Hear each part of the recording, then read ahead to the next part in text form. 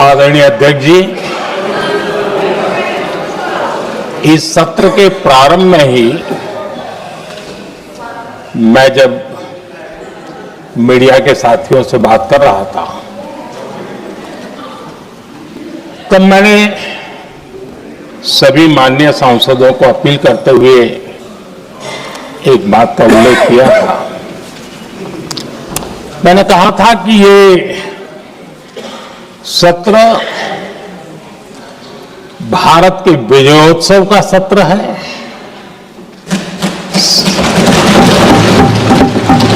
संसद का ये सत्र भारत के गौरवगान का सत्र है।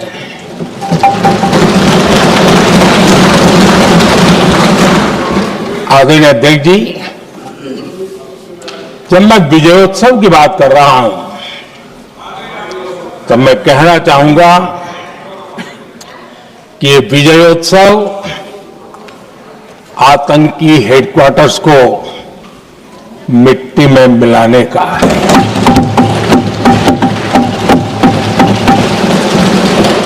जब मैं विजयोत्सव कहता हूं तो ये विजयोत्सव सिंदूर की सौगंध पूरा करने का है।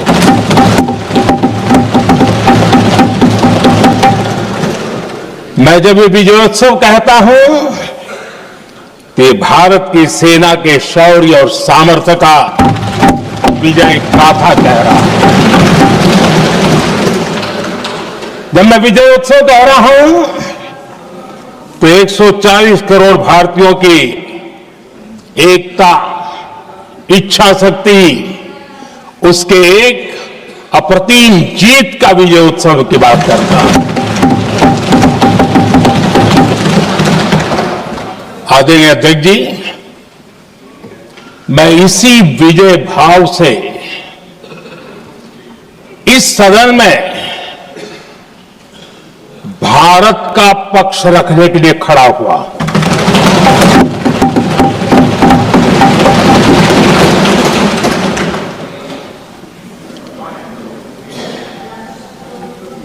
और जिन्हें भारत का पक्ष नहीं दिखता है उन्हें मैं आईना दिखाने के लिए खड़ा हुआ।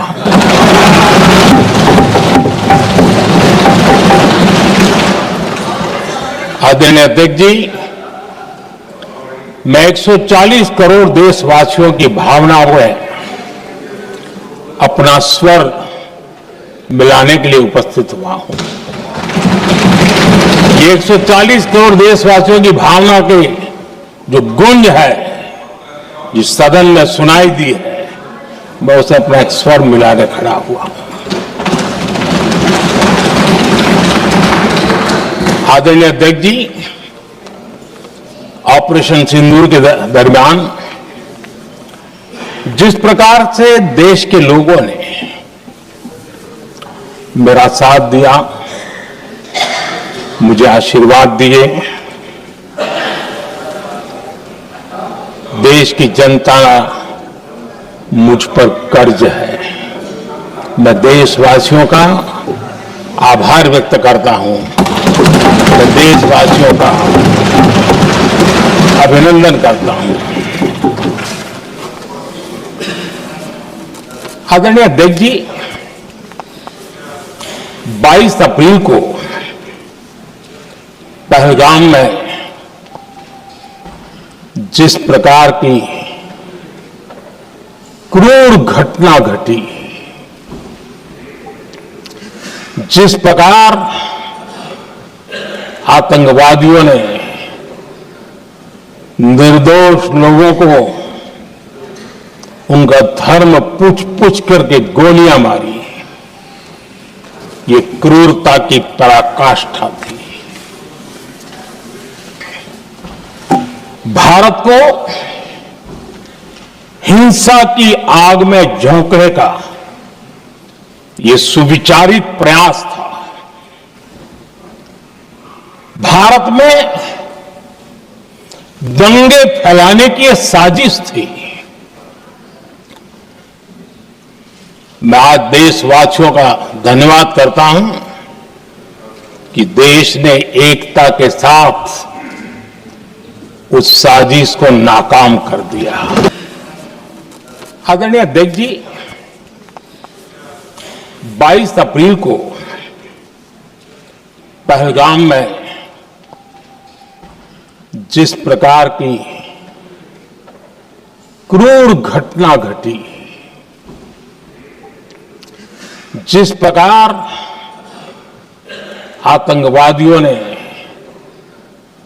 निर्दोष लोगों को उनका धर्म पूछ पूछ करके गोलियां मारी, ये क्रूरता की पराकाष्ठा थी।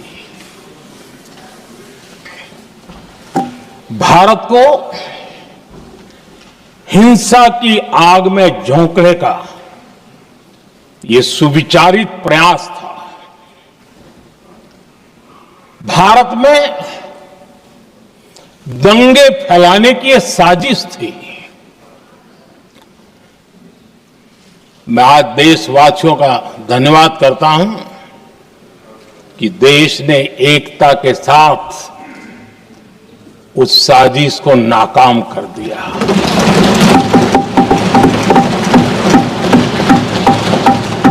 आदरणीय अध्यक्ष जी, 22 अप्रैल के बाद मैंने एक सार्वजनिक रूप से, और विश्व को समझ में आए इसलिए कुछ अंग्रेजी में भी वाक्यों का प्रयोग किया था, और मैंने कहा था ये हमारा संकल्प है, हम आतंकियों को मिट्टी में मिला देंगे।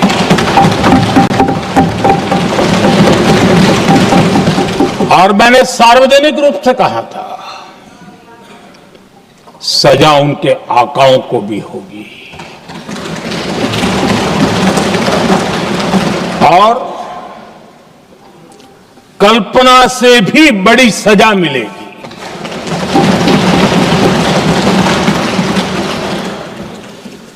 बाईस अप्रैल को मैं विदेश था,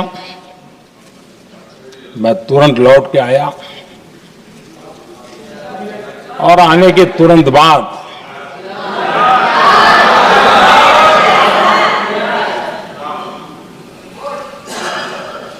मैंने एक बैठक बुलाई, और उस बैठक में हमने साफ साफ निर्देश दिए कि आतंकवाद को करारा जवाब देना होगा, और ये हमारा राष्ट्रीय संकल्प है। आदरणीय अध्यक्ष जी, हमें हमारे सैन्य बलों की क्षमता पर पूरा विश्वास है, पूरा भरोसा है उनकी क्षमता पर, उनके सामर्थ्य पर, उनके साहस पर। सेना को कार्रवाई की खुली छूट दे दी गई, और यह भी कहा गया कि सेना तय करें कब, कहां, कैसे, किस प्रकार से। ये सारी बातें उस मीटिंग में साफ साफ कह दी गई, और कुछ बातें उसमें से मीडिया में शायद रिपोर्ट भी हुई है।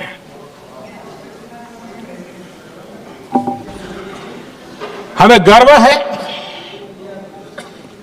आतंकियों को वो सजा दी, और सजा ऐसी है कि आज भी आतंक के उन आकाओं की नींद उड़ी हुई है।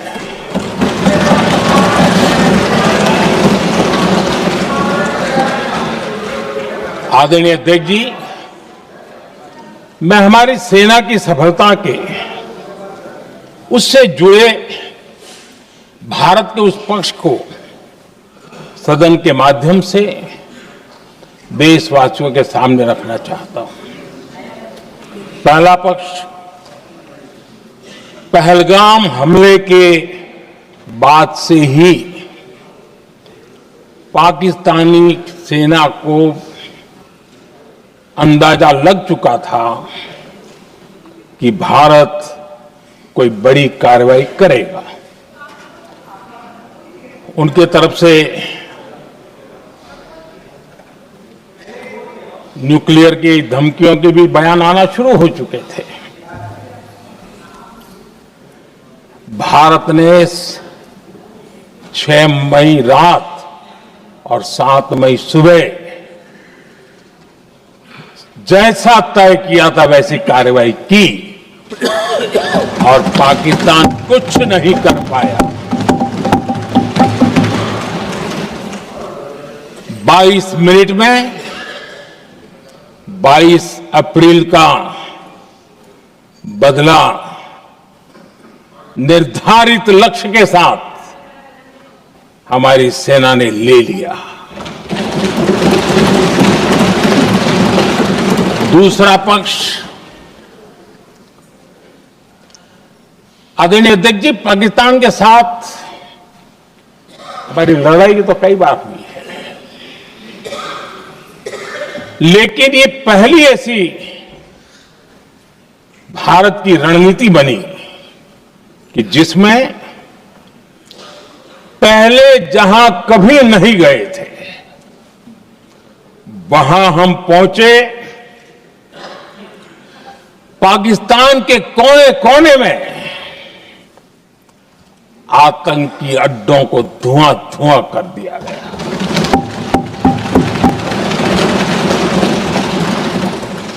आतंक के गढ़ कोई सोच नहीं सकता कि वहां तक कोई जा सकता है।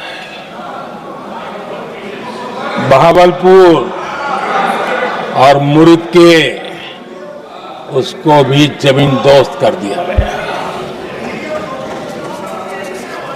आदरणीय अध्यक्ष जी, हमारे सेनाओं ने आतंकी अड्डों को तबाह कर दिया। तीसरा पक्ष, पाकिस्तान की न्यूक्लियर धमकी को हमने झूठा साबित कर दिया।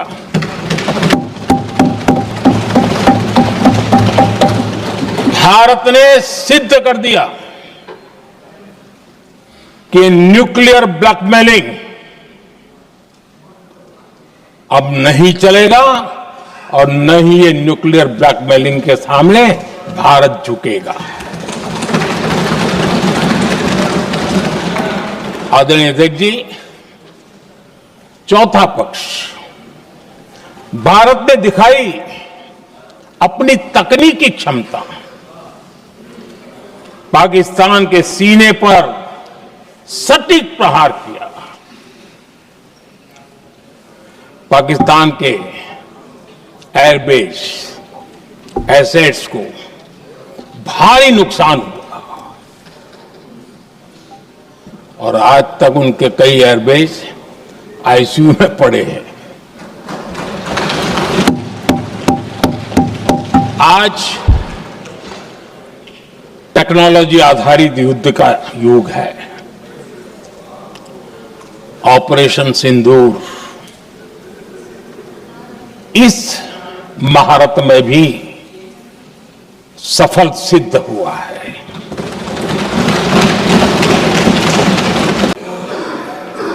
कुछ लोग जानबूझकर के कुछ चीजें भूलने में इंटरेस्टेड होते हैं। देश भूलता नहीं है, देश को याद है। 6 रात और 7 मई सुबह ऑपरेशन हुआ था और 7 मई को सुबह भारत ने प्रेस कॉन्फ्रेंस हमारी सेना ने की और इस प्रेस कॉन्फ्रेंस में भारत ने स्पष्ट कर दिया था और पहले दिन से क्लियर था कि हमारा लक्ष्य है आतंकियों के आका, आतंकियों की जो व्यवस्थाएं जहां से होती है वो और उनके अड्डे, उनको हम ध्वस्त करना चाहते थे और हमने प्रेस कॉन्फ्रेंस में कह दिया था, हमने हमारा काम कर दिया है। हमने जो तय किया था पूरा कर दिया है। और इसलिए 6-7 मई को ऑपरेशन हमारा संतोषजनक होने के तुरंत बाद कल जो राजनाथ जी ने कहा था, मैं डंके की चोट पर दोबारा दोहराता हूं, भारत की सेना ने पाकिस्तान की सेना को चंद मिनटों में बता दिया कि हमारा ये लक्ष्य था, हमने लक्ष्य पूरा कर दिया है, ताकि उनको पता चले और हमें भी पता चले कि उनके दिल दिमाग में क्या चलता है।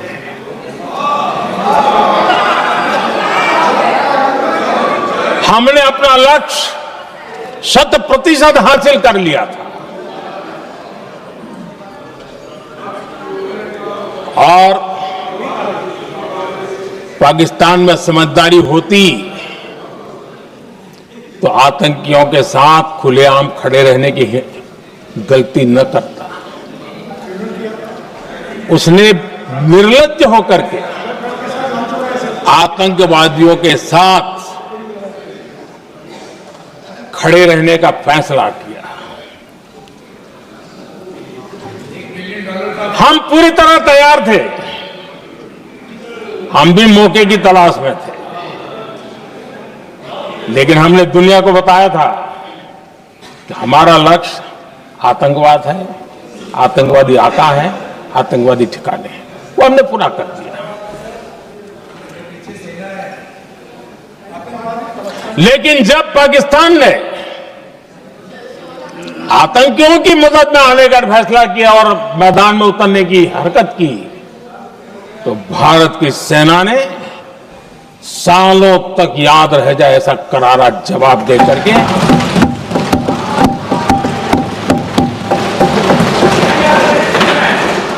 9 मई की मध्य रात्रि और 10 मई की एक प्रकार से सुबह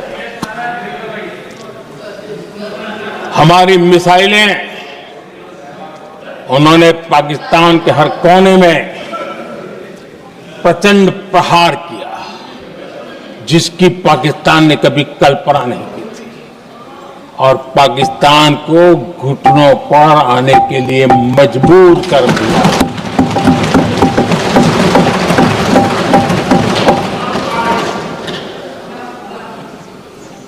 और आपने टीवी में भी देखा है, वहां से क्या बयान आते थे। पाकिस्तान के लोग, अरे मैं तो स्विमिंग पूल में नहा रहा था, कोई कह रहा था मैं तो दफ्तर जाने की तैयारी कर रहा था, हम कुछ सोचे पहले तो भारत ने तो हमला कर दिया। ये पाकिस्तान के लोगों के बयान है और देश ने देखे हैं। स्विमिंग पूल में नहा रहा था।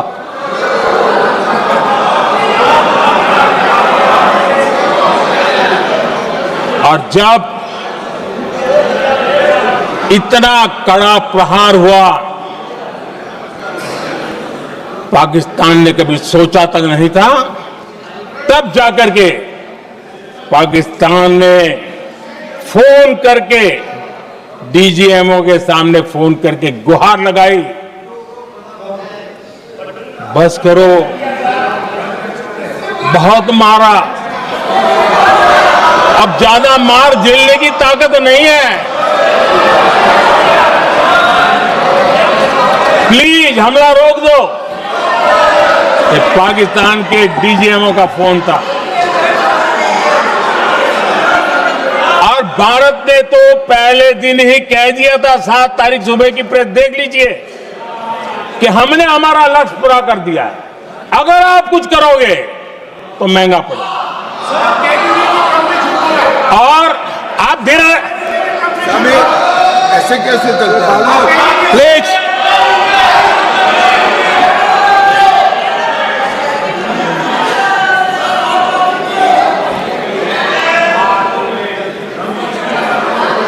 मैं आज दोबारा कह रहा हूं, ये भारत की स्पष्ट नीति थी, सुविचारित नीति थी सेना के साथ मिलकर के तय की हुई नीति थी और वे ये थी कि हम आतंक, उनके आका, उनके ठिकाने, ये हमारा लक्ष्य है।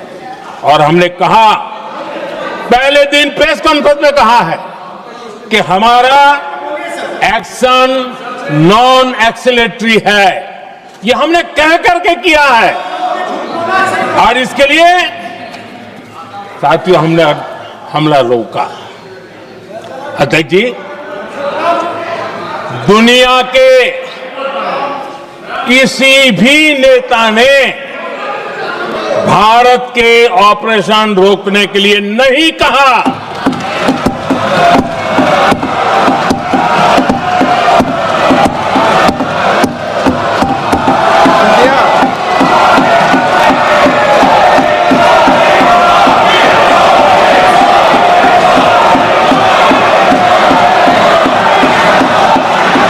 उसी दौरान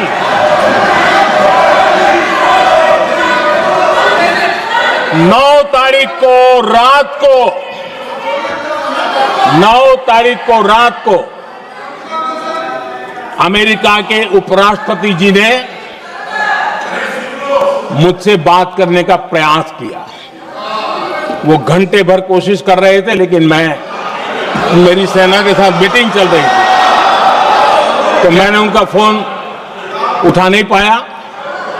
बाद में मैंने उनको कॉल बैक किया। मैंने कहा कि आपका फोन था, 3-4 बार आपका फोन आ गया, क्या है? तो अमेरिका के उपराष्ट्रपति जी ने मुझे फोन पे बताया कि पाकिस्तान बहुत बड़ा हमला करने वाला है। ये उन्होंने मुझे बताया। मेरा जो जवाब था, जिनको समझ नहीं आता है उनको तो नहीं आएगा,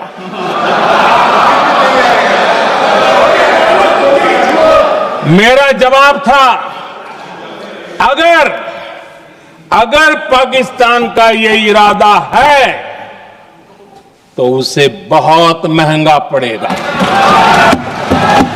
ये मैंने अमेरिका के उपराष्ट्रपति को कहा।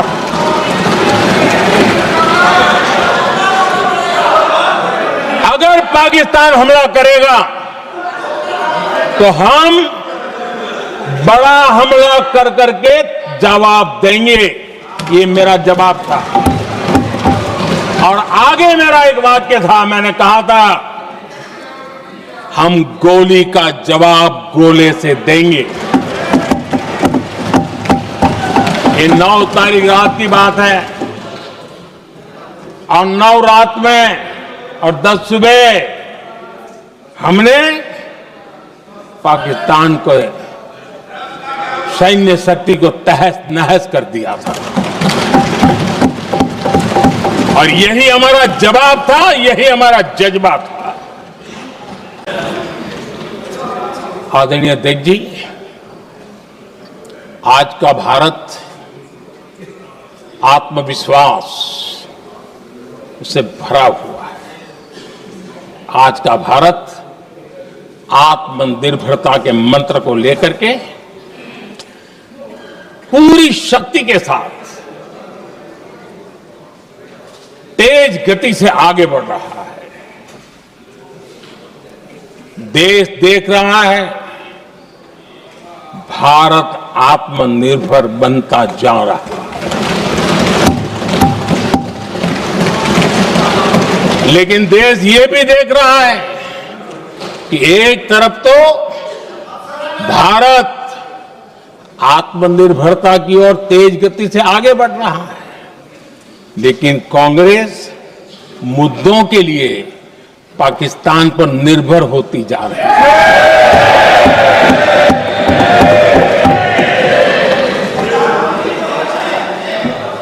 मैं आज पूरा दिन देख रहा था, जो 16 घंटे से जो चर्चा चल रही है, दुर्भाग्य से।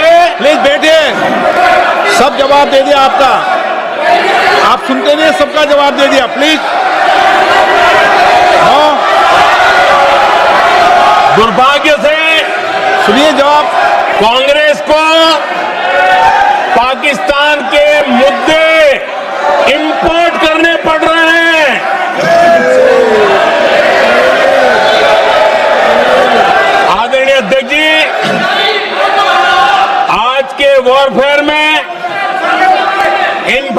कम्युनिकेशन और नैरेटिव्स की प्लीज बैठिए। बहुत बड़ी भूमिका है।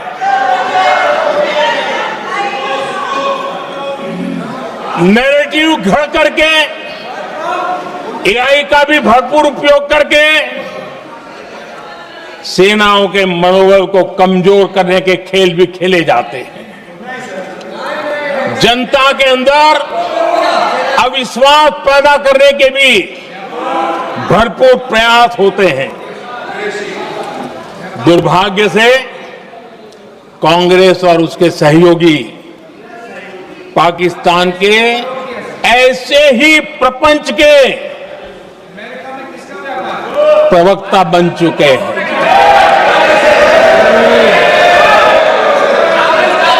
आदरणीय अध्यक्ष जी, देश की सेना ने, आदरणीय अध्यक्ष जी, ये तरीका है देश आपका? की सेना ने, बैठिए बैठिए। देश की भाई, सेना ने सुनते नहीं। सर्जिकल स्ट्राइक की। बैठिए।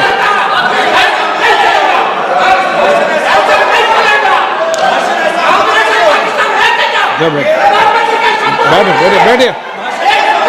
आदरणीय अध्यक्ष जी, देश की सेना ने सफलतापूर्वक सर्जिकल स्ट्राइक की तो तुरंत कांग्रेस वालों ने सेना से सबूत मांगे थे। लेकिन जब उन्होंने देश का मूड देखा, देश का मिजाज देखा, तो सुर उनके बदलने लगे और बदल करके क्या कहने लगे? कांग्रेस के लोगों ने कहा, ये सर्जिकल स्ट्राइक क्या बड़ी बात है, ये तो हमने भी की थी। एक ने कहा 3 सर्जिकल स्ट्राइक की थी, दूसरे ने कहा 6 सर्जिकल स्ट्राइक की थी, तीसरे ने कहा 15 सर्जिकल स्ट्राइक की थी।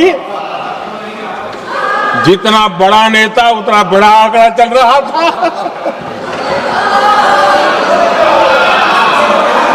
आदरणीय अध्यक्ष जी, इसके बाद बालाकोट में सेना ने एयर स्ट्राइक की। अब एयर स्ट्राइक तो ऐसी थी कि वो कुछ कह नहीं सकते थे, इसलिए ये तो नहीं कहा कि भाई हमने भी की थी।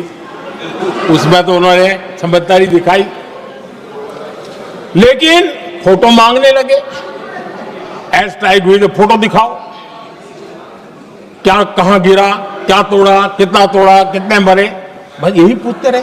पाकिस्तान भी यही पूछता था, ये भी यही पूछते थे। इतना ही नहीं, आदरणीय अध्यक्ष जी, जब पायलट अभिनंदन पकड़े गए तो पाकिस्तान में तो खुशी का माहौल होना स्वाभाविक था कि उनके हाथ में भारत की सेना का एक पायलट उनके हाथ लगा था। लेकिन यहां पर भी कुछ लोग थे जो कानों कानों में कह रहे थे,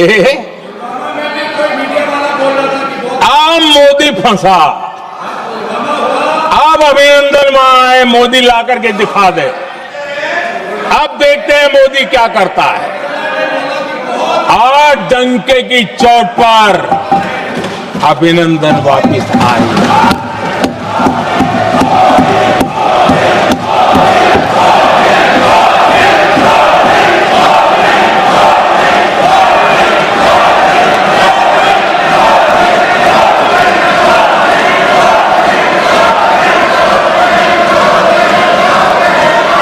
अभिनंदन को ले आए तो इनकी बोलती बंद हो गई। इनको लगा यार कि नसीब वाला आदमी है, हमारा हथियार हाथ से निकल गया। आदरणीय अध्यक्ष जी, पहलगाम हमले के बाद हमारा बीएसएफ का एक जवान पाकिस्तान के कब्जे में गया।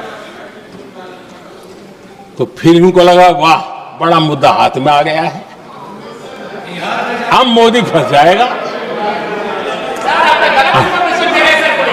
अब तो मोदी की फजीयत जरूर होगी और उनकी इकोसिस्टम ने सोशल मीडिया में बहुत सारी कथाएं वायरल की कि ये बीएसएफ के जवान का क्या होगा, उसके परिवार का क्या होगा, ये वापस आएगा, कब आएगा, कैसे आएगा, न जाने क्या क्या चला दिया। आदरणीय अध्यक्ष जी, बीएसएफ का वो जवान भी आन बान शान के साथ वापस आया।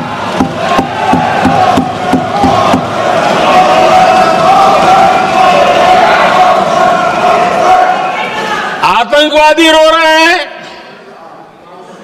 आतंकवादियों के आका रो रहे हैं और उनको रोते देखकर यहां भी कुछ लोग रो रहे हैं।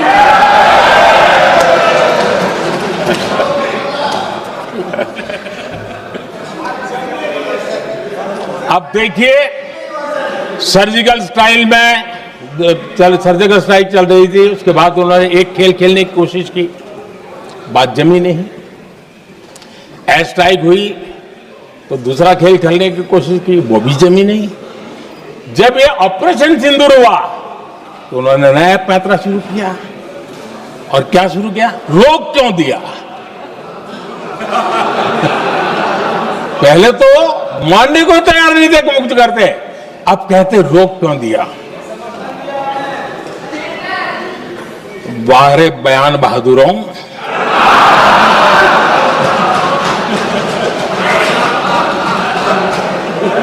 आपको विरोध का कोई न कोई बहाना चाहिए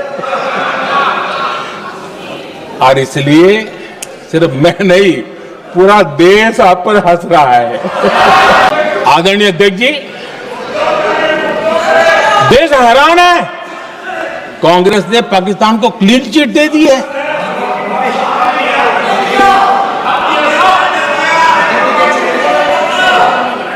उनकी ये हिम्मत, और इनकी आदत जाती नहीं है, ये हिम्मत कि पहलगाम के आतंकी पाकिस्तानी थे, इसका सबूत दो।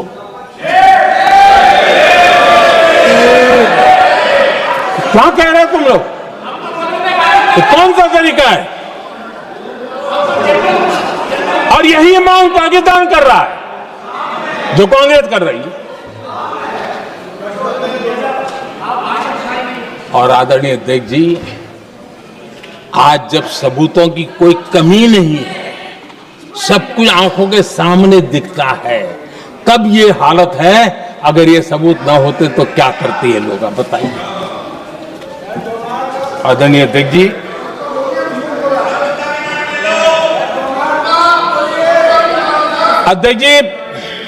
ऑपरेशन सिंदूर के एक पार्ट की तरफ तो चर्चा भी बहुत होती है, ध्यान भी जाता है, लेकिन देश के लिए कुछ गौरव की क्षणें होती हैं, ताकत की परिचय होता है, उसकी तरफ भी ध्यान जाना बहुत आकर्षित है। हमारे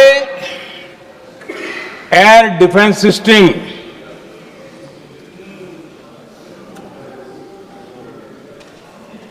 दुनिया में इसकी चर्चा है। हमारे एयर डिफेंस सिस्टम ने पाकिस्तान की मिसाइल और ड्रोन्स उसको तिनके की तरफ बिखेर दिया था।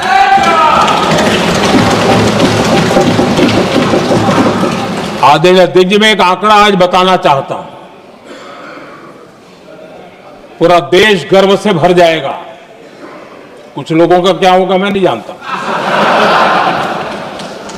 पूरा देश गर्व से भर जाएगा। 9 मई को पाकिस्तान ने करीब 1000 मिसाइलों और आर्म ड्रोन्स के भारत पर बहुत बड़ा हमला करने की कोशिश की। 1000 ये मिसाइलें भारत के किसी भी हिस्से पर गिरती तो वहां भयंकर तबाही मचती। लेकिन 1000 मिसाइल्स और ड्रोन्स को भारत ने आसमान में ही चूर चूर कर दिया।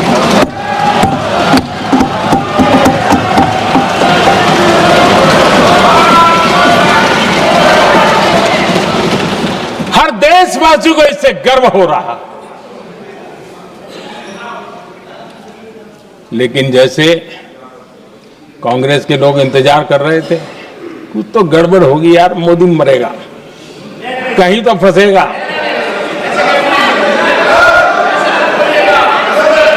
पाकिस्तान ने आदमपुर एयरबेस पर हमले का झूठ फैलाया, उस झूठ को बेचने की भरपूर कोशिश की, पूरी ताकत लगा दी।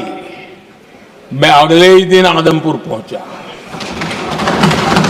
और खुद जाकर के उनके झूठ को मैंने बेनकाब कर दिया। तब जाकर के उनको अकल ठिकाने लगी कि अब ये झूठ चलने वाला नहीं है। आदरणीय अध्यक्ष जी, कांग्रेस के पास नेशनल सिक्योरिटी का विजन पहले था और आज तो सवाल ही नहीं उठता है।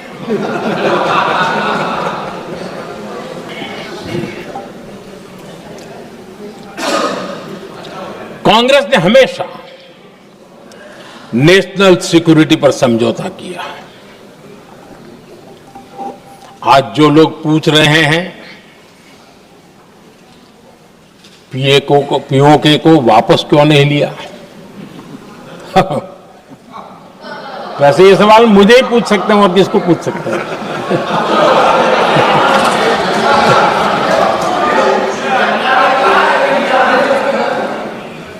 लेकिन इसके पहले जवाब देना होगा पूछने वालों को। किसकी सरकार ने पीओके पर पाकिस्तान को कब्जा करने का अवसर दिया था? जवाब साफ है, जवाब साफ है। जब भी मैं नेहरू जी की चर्चा करता हूं तो कांग्रेस और उसका पूरा इकोसिस्टम बिलबिला जाता है, पता नहीं क्या है। आदरणीय अध्यक्ष जी, हम एक शेर सुना करते थे, मुझे ज्यादा इसका ज्ञान तो नहीं है लेकिन सुनते थे। लम्हों ने खता की और सदियों ने सजा पाई। आजादी के बाद से ही जो फैसले लिए गए उनकी सजा आज तक देश भुगत रहा है।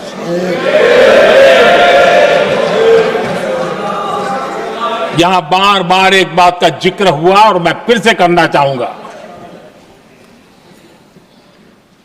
अक्साई चीन की उस पूरे क्षेत्र को बंजर जमीन करार दिया गया, ये कहकर के तो बंजर है। देश की 38,000 वर्ग किलोमीटर जमीन हमें खोनी पड़ी।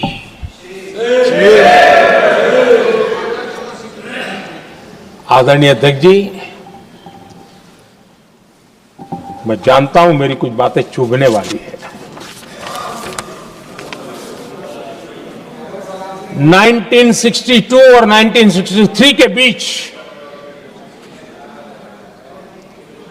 कांग्रेस के नेता जम्मू कश्मीर के पूंछ, उरी, नीलम वैली और किशनगंगा को छोड़ देने का प्रस्ताव रख रहे थे।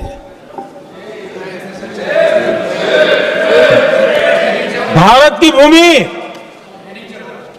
आदरणीय अध्यक्ष जी, और वो भी लाइन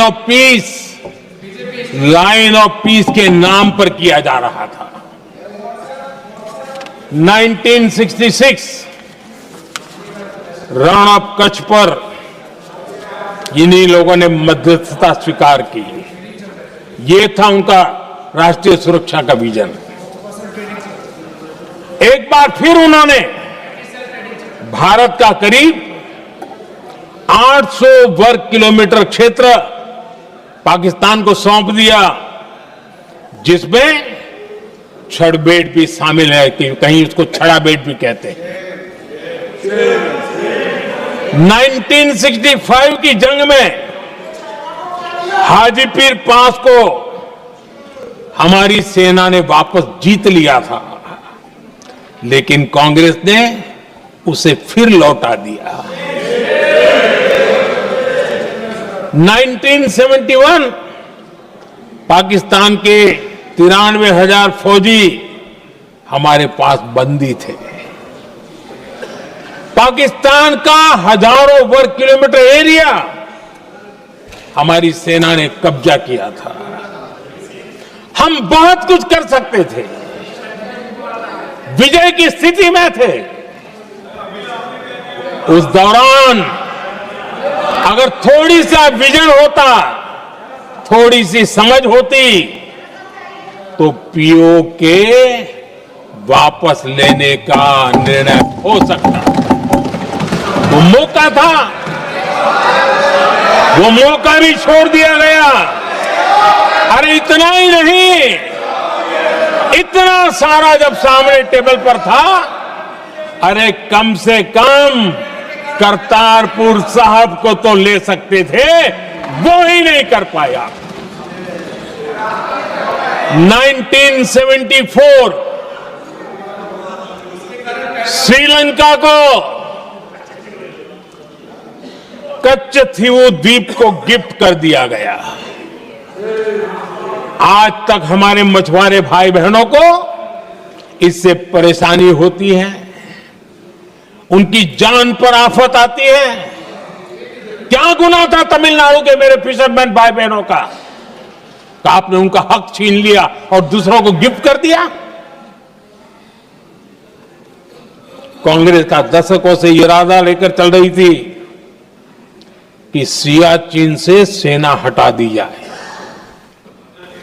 आदरणीय अध्यक्ष जी, 2014 में देश ने इनको मौका नहीं दिया, वरना आज सियाचिन भी हमारे पास नहीं होता।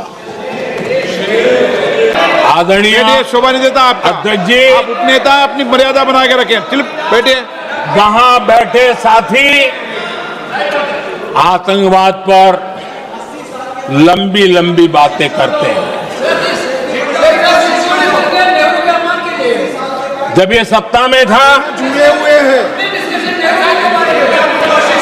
जब इनको राज करने का अवसर मिला था, तब देश का हाल क्या है, क्या रहा था, वो आज भी देश भूला नहीं है। 2014 से पहले देश में असुरक्षा का जो माहौल था, अगर वो आज याद भी करे ना, तो लोग सिहर जाते हैं। आदरणीय अध्यक्ष जी, हम सबको याद है, जो नई पीढ़ी के बच्चे हैं उनको पता नहीं है, हम सबको पता है। हर जगह पर अनाउंसमेंट होता था, रेलवे स्टेशन पर जाओ, बस स्टैंड पर जाओ, एयरपोर्ट पर जाओ, बाजार में जाओ, मंदिर में जाओ, कहीं पर भी जाओ, जहां भी भीड़ होती है, कोई भी लावारिस चीज दिखे छूना मत, पुलिस को तुरंत जानकारी देना, वो बम हो सकता है। हम 2014 तक यही सुनते आए थे, ये हालात करके रखा था। देश के कोने कोने में यही हाल था। माहौल ये था कि जैसे कदम कदम पर बम बिछे हैं और खुद को ही नागरिकों ने बचाना है, उन्होंने हाथ ऊपर कर दिए, अनाउंस कर दिया। आदरणीय अध्यक्ष जी, कांग्रेस की कमजोर सरकारों के कारण देश को कितनी जानें गंवानी पड़ी, हमें अपनों को खोना पड़ा। आदरणीय अध्यक्ष जी, आतंकवाद पर ये लगाम लगाई जा सकती थी। हमारी सरकार ने 11 साल में ये करके दिखाया, एक बहुत बड़ा सबूत है। 2004 से 14 के बीच जो आतंकी घटनाएं होती थी, उन घटनाओं में बहुत बड़ी कमी आई है। इसलिए देश भी जानना चाहता है, अगर हमारी सरकार आतंकवाद पर नकेल कस सकती है तो कांग्रेस सरकारों की ऐसी कौन सी मजबूरी थी कि आतंकवाद को फलने फूलने दिया। आदरणीय अध्यक्ष जी, कांग्रेस के राज में आतंकवाद अगर फला फूला है तो उसका एक बड़ा कारण इनकी तुष्टीकरण की राजनीति है, वोट बैंक की राजनीति है। जब दिल्ली में बाटला हाउस एनकाउंटर हुआ, कांग्रेस के एक बड़ी नेता के आंख में आंसू थे, आतंकवादी मारे गए इसके कारण।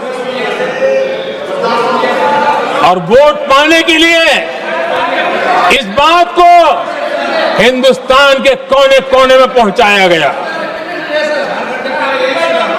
आदरणीय अध्यक्ष जी, 2001 में देश की संसद पर हमला हुआ था।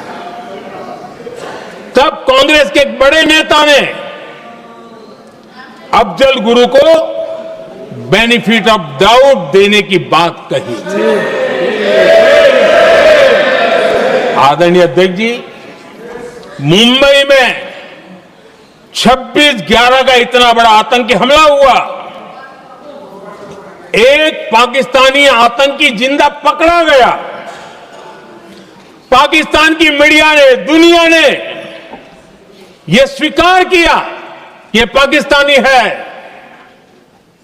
लेकिन यहां कांग्रेस पार्टी इतना बड़ा पाकिस्तान का पाप, इतना बड़ा पाकिस्तानी आतंकी हमला, और ये क्या खेल खेल रहे थे? वोट बैंक की राजनीति के लिए क्या कर रहे थे? कांग्रेस पार्टी इसको भगवा आतंक सिद्ध करने में जुटी हुई है।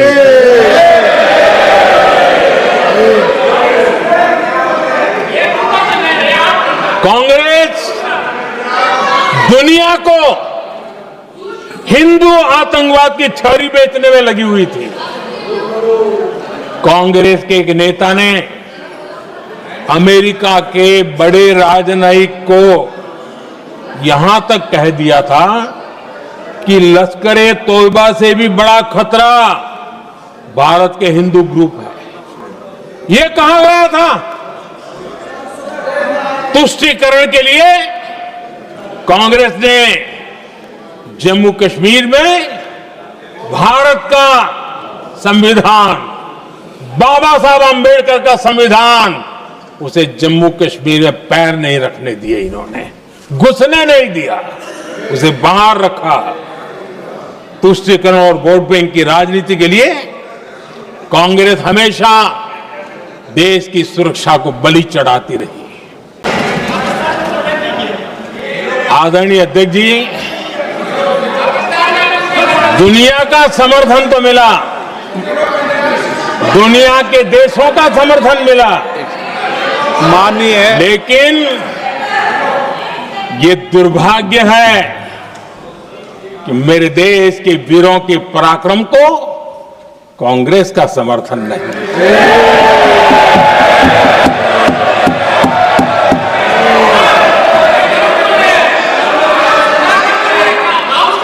22 अप्रैल के बाद, 22 अप्रैल के आतंकी हमले के बाद 3-4 दिन में ही ये उछल रहे थे और कहना शुरू कर दिया, कहां गई 56 इंच की छाती, कहां खो गया मोदी, मोदी तो फेल हो गया। क्या मजा ले रहे थे, उनको लगता है वाह बाजी मार ली। उनको पहलगाम के निर्दोष लोगों की हत्या में भी वो अपनी राजनीति तराशते थे।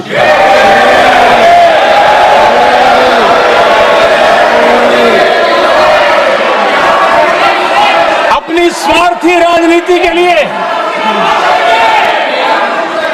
मुझ पर निशाना साध रहे थे, लेकिन उनकी ये बयानबाजी, इनका छिछोरापन देश के सुरक्षा बलों का मनोबल गिरा रहा था। माननीय प्रतिपक्ष के नेता, एक मिनट, प्रतिपक्ष के नेता आपकी बात सबने ध्यान से सुनी। आप बेटे कांग्रेस के और नेताओं को से ये उचित नहीं है आपके लिए। न भारत के सामर्थ्य पर भरोसा है और न ही भारत की सेनाओं पर। इसलिए वो लगातार ऑपरेशन सिंदूर पर सवाल उठा रहे हैं। ऐसा करके आप लोग मीडिया में हेडलाइंस तो ले सकते हैं, लेकिन देशवासियों के दिलों में जगह नहीं बना सकते।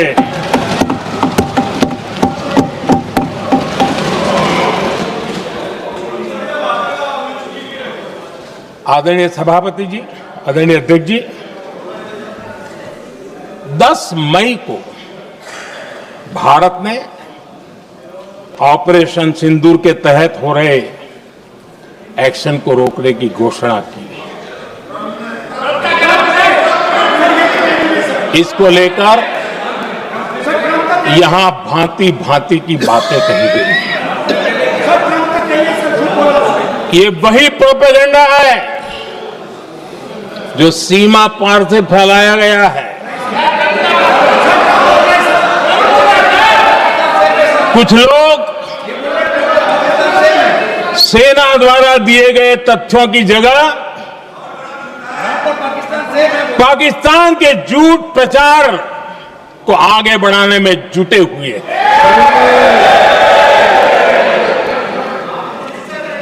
जबकि भारत का रुख हमेशा स्पष्ट रहा है। आदरणीय अध्यक्ष जी, कुछ चीजें मैं जरा स्मरण भी कराना चाहता हूं। जब सर्जिकल स्ट्राइक हुआ उस समय हमने लक्ष्य तय किया था, हमारे जवानों को तैयार करके, कि हम उनके इलाके में जाकर के आतंकियों के जो लॉन्चिंग पैड है उनको नष्ट करेंगे। और सर्जिकल स्ट्राइक, एक रात के उस ऑपरेशन में हमारे लोग सूर्योदय होते होते काम पूरा करके वापस आए। लक्ष्य निर्धारित था कि ये करना है। जब बालाकोट एयर स्ट्राइक किया तो हमारा लक्ष्य तय था कि आतंकियों के जो ट्रेनिंग सेंटर्स है, इस बार हम उसको तबाह करेंगे, और हमने वो भी करके दिखाया।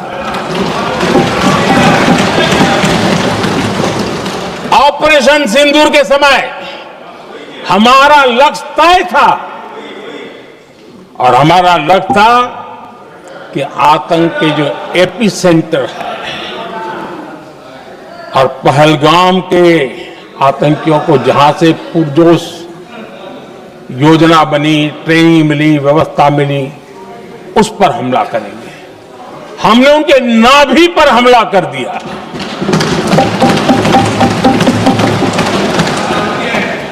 जहां पहलगाम के आतंकियों का रिक्रूटमेंट हुआ, ट्रेनिंग होती थी, फंडिंग होता था, उन्हें टेक्निकल सपोर्ट मिलता था, शस्त्र सरंजाम मिलता था, उस जगह को आइडेंटिफाई किया और हमने सटीक तरीके से ऑपरेशन सिंदूर के तहत आतंकियों की नाभि पे प्रहार कर दिया।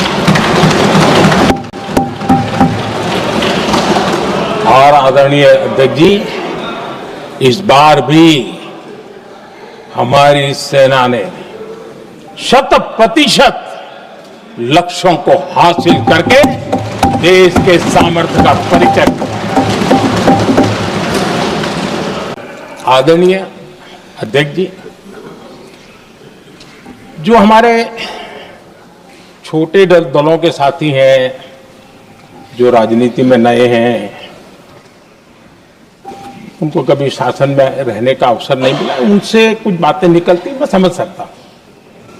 लेकिन कांग्रेस पार्टी ने इस देश में लंबे समय तक राज किया है, उसको शासन की व्यवस्थाओं का पूरा पता है, उन चीजों से वो निकले हुए लोग हैं, उनके लिए शासन व्यवस्था क्या होती इसकी समझ पूरी है, अनुभव है उनके पास। उसके बाद भी विदेश मंत्रालय तुरंत जवाब दे, उसको स्वीकारना नहीं, विदेश मंत्री जवाब दे, इंटरव्यू दे, बार बार बोले, उसको स्वीकारना नहीं, गृह मंत्री बोले, रक्षा मंत्री बोले, किसी पर भरोसा नहीं। जिसने इतने सालों तक राज किया, उनको देश की व्यवस्थाओं पर अगर भरोसा नहीं है, तब शक उठता है कि क्या हालत हो गई है इनकी। आदरणीय अध्यक्ष जी, अब कांग्रेस का भरोसा पाकिस्तान के रिमोट कंट्रोल से बनता है और बदलता है।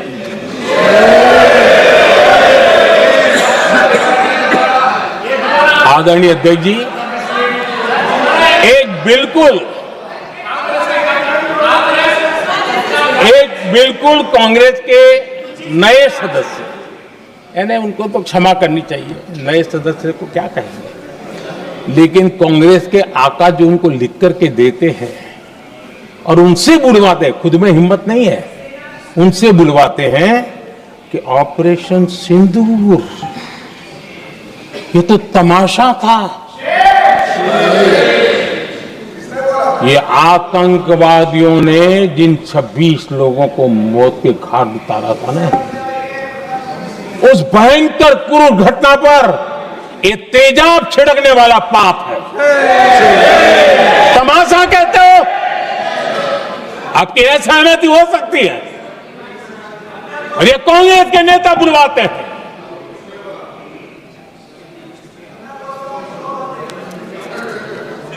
आदरणीय अध्यक्ष जी, पहलगाम के हमलावरों को कल हमारे सुरक्षा बलों ने ऑपरेशन महादेव करके अपने अंजाम तक पहुंचाया।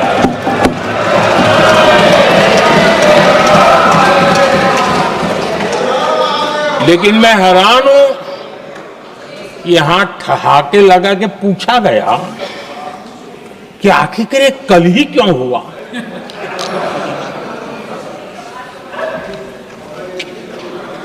अब ये क्या हो गया है, मुझे समझ नहीं आ रहा है। क्या ये ऑपरेशन के लिए कोई सावन महीने का सोमवार ढूंढा गया था क्या? क्या हो गया है इन लोगों को? हताशा, निराशा इस हद तक।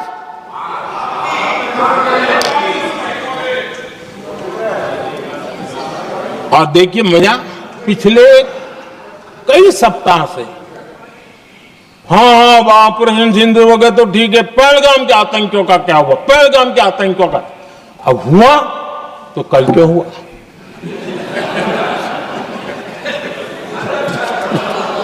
और कल ही क्यों हुआ? क्या हाल है अध्यक्ष जी का। आदरणीय अध्यक्ष जी, आजकल कांग्रेस के जो लोग हमें डिप्लोमेसी का पाठ पढ़ा रहे हैं, मैं उन्हें उनकी डिप्लोमेसी याद दिलाना चाहता हूं ताकि उनको भी कुछ याद रहे, पता चले। 26/11 जैसे भयंकर हमले के बाद बहुत बड़ा आतंकी हमला था। कांग्रेस का पाकिस्तान से प्रेम नहीं रुका। इतनी बड़ी घटना 26/11 की हुई थी। विदेशी दबाव में हमले के कुछ हफ्तों के भीतर ही कांग्रेस सरकार ने पाकिस्तान से बातचीत शुरू कर दी। आदरणीय अध्यक्ष जी, कांग्रेस सरकार ने 26/11 की इतनी बड़ी घटना के बाद भी एक भी डिप्लोमेट को भारत से बाहर निकालने की हिम्मत नहीं की। छोड़ो इधर, एक वीजा तक कैंसिल नहीं किया, एक वीजा तक कैंसिल नहीं कर पाए थे। देश पर पाकिस्तानी स्पॉन्सर बड़े बड़े हमले होते गए, लेकिन यूपीए सरकार ने पाकिस्तान को मोस्ट फेवर्ड नेशन का दर्जा देकर रखा था। वो कभी वापस नहीं लिया था। एक तरफ देश मुंबई के हमले का ये न्याय मांग रहा था, दूसरी तरफ कांग्रेस पाकिस्तान के साथ व्यापार करने में लगी थी।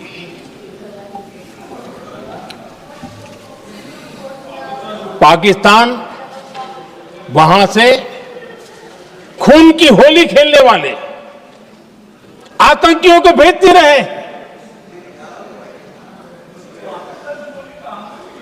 और कांग्रेस यहां अमन की आश के मुशायरे किया करती थी।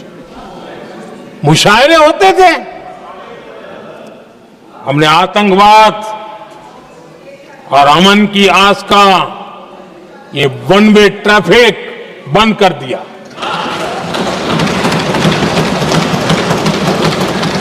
हमने पाकिस्तान का MFN का दर्जा रद्द किया, वीजा बंद किया। हमने अटारी वाघा बॉर्डर को बंद कर दिया। आदरणीय अध्यक्ष जी,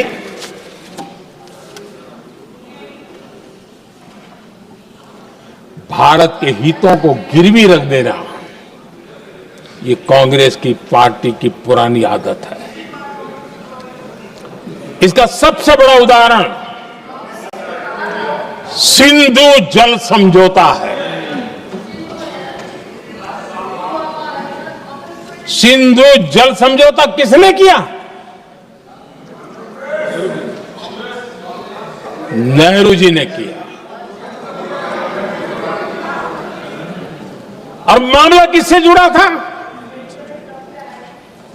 भारत से निकलने वाली नदियां, हमारे यहां से निकली हुई नदियां,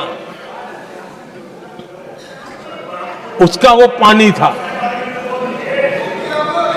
और वो नदियां हजारों साल से भारत की सांस्कृतिक विरासत रही है, भारत की चैतन्य शक्ति रही है।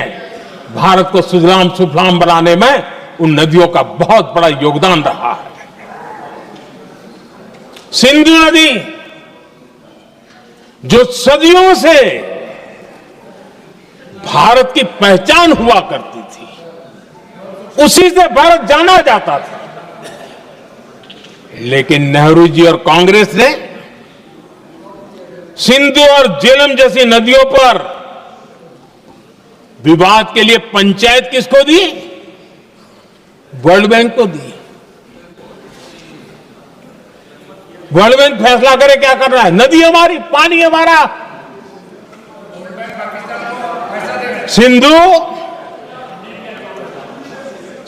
जल समझौता सीधा सीधा भारत की अस्मिता और भारत के स्वाभिमान के साथ किया गया बहुत बड़ा धोखा था।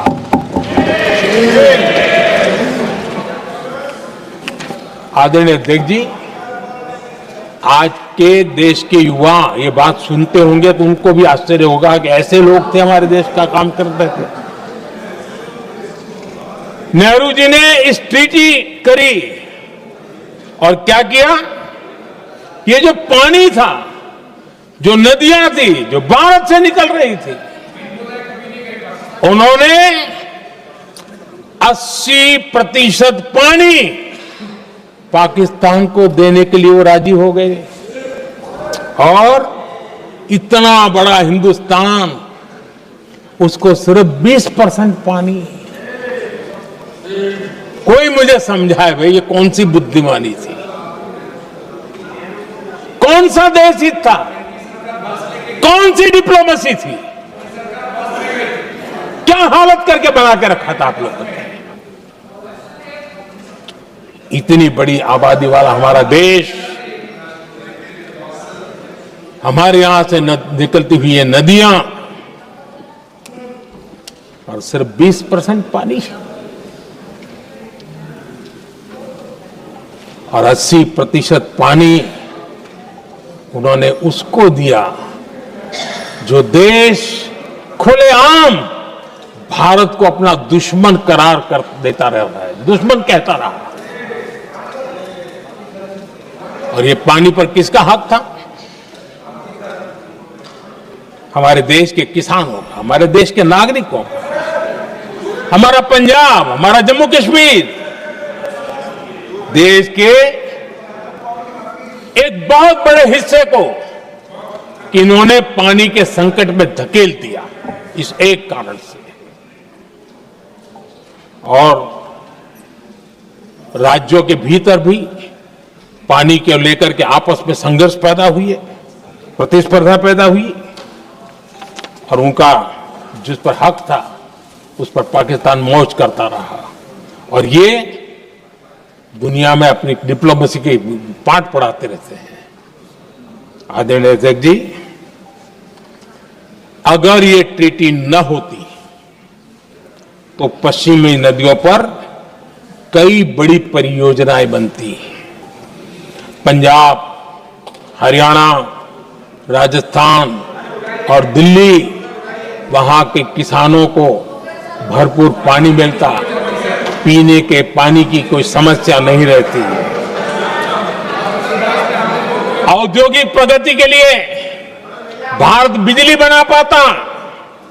इतना ही नहीं, नेहरू जी ने इसके उपरांत करोड़ों रुपए भी दिए ताकि पाकिस्तान नहर बना सके।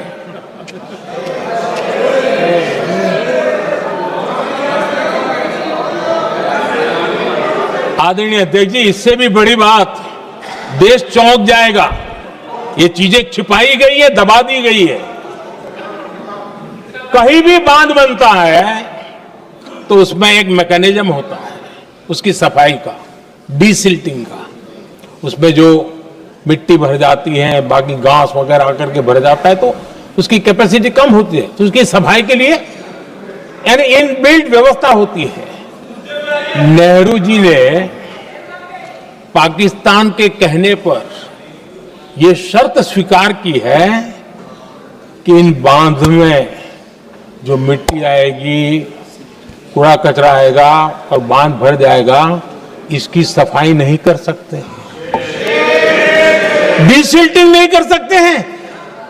बांध हमारे यहां, पानी हमारा, लेकिन निर्णय पाकिस्तान का कि आप डिसिल्टिंग नहीं कर सकते। इतना ही नहीं, जब इस बार मैं डिटेल में गया तो एक बांध तो ऐसा है कि जहां ये डिसिल्टिंग के लिए जो गेट होता है ना, उसको वेल्डिंग कर दिया गया है ताकि कोई गलती से भी खोल करके वो मिट्टी को निकाल ना दे।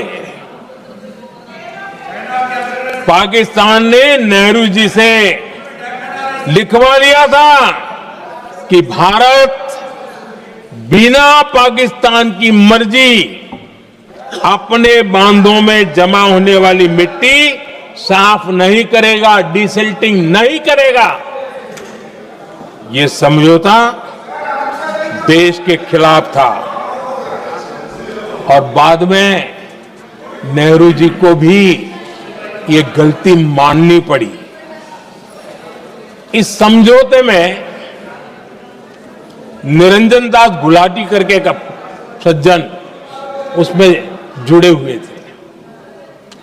उन्होंने एक किताब लिखी है। उस किताब में उन्होंने लिखा है कि फरवरी 1961 में नेहरू ने उनसे कहा था, गुलाटी, मुझे उम्मीद थी कि यह समझौता अन्य समस्याओं के समाधान का रास्ता खोलेगा, लेकिन हम वही हैं जहां पहले थे। ये नेहरू जी ने कहा। नेहरू जी केवल तत्कालिक प्रभाव देख पा रहे थे, इसलिए उन्होंने कहा कि हम वहीं के वहीं हैं। लेकिन सच्चाई ये कि इस एग्रीमेंट के कारण देश बहुत पिछड़ गया, देश बहुत पीछे चल गया और देश का बहुत नुकसान हुआ। हमारे किसानों को नुकसान हुआ, हमारी खेती को नुकसान हुआ। और नेहरू जी उस डिप्लोमेसी को जानते थे जिसमें किसान का कोई वजूद ही नहीं था। यह हाल करके रखा था उन्होंने। आदरणीय अध्यक्ष जी, पाकिस्तान आगे दशकों तक भारत के साथ युद्ध और छद्म युद्ध, प्रॉक्सी वॉर करता ही रहा।